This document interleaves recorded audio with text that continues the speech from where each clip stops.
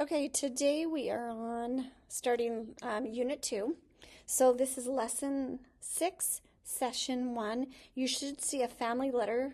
Hopefully that came home today with your blue pages. It talks about the strategies that we're going to learn this week. So the Session 1 is usually just an overview of what we're going to learn this week. So this week we're going to be learning strategies to add two-digit numbers together.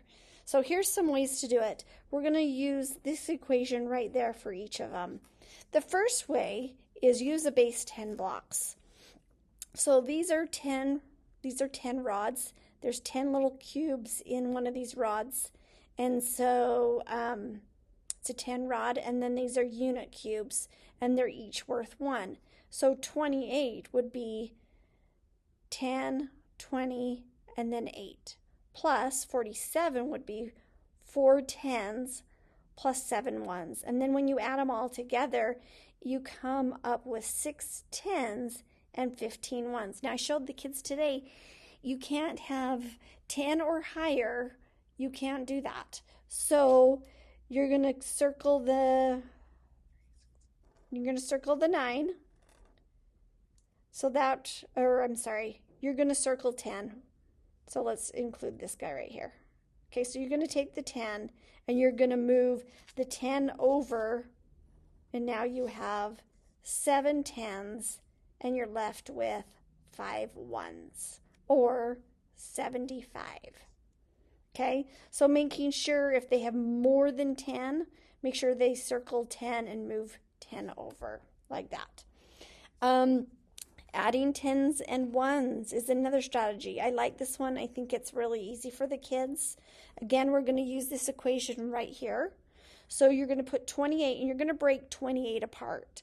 And you're going to say 20 plus 8. Then you're going to have 47, and you're going to break that apart, and it's 40 plus 7. So you add up each column. 8 plus 7 is 15. And 20 plus 40 is 60. Now you're going to have to move. You can't have 15. So you're going to move the 1 over to the 6. So 6 plus 1 is 7. And 0 plus 5 is 5. Okay? The next one is going to the next 10 using an equation and a number line. It's easier to add when one number has no ones. It ends in a 0.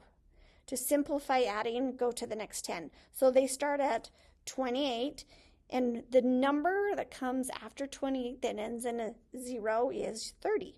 So you go from 28 to 30, and it's 2. Okay, now we're at a 10, so it makes it a lot easier to do. So you're going to need to get as close to, well, you're going to need, these are your jumps, remember? 47 jumps. I've already made 2 jumps. So now let's do our 4 jumps, 40. So 30.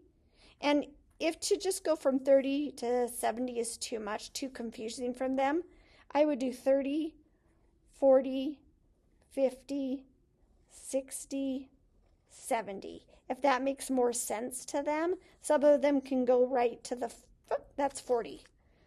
Okay, so if I count these up, 10, 20, 30, 40, 42, but I needed to make 47 jumps. So that means I have 5 more jumps to do.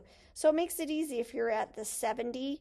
I add 5 more and it's 75. Kind of easy. And then I kind of like him to do it like this too. Just kind of go through the steps. 28 plus 2 is 30. Then you bring your 30 here. 30 plus your 40. Now it's 70. Bring your 70 here. Add 5 more, and it's 75. So you can add up these jumps right here and make sure right here that it totals 47. If it does, you've made the correct amount of jumps, and your answer is 75.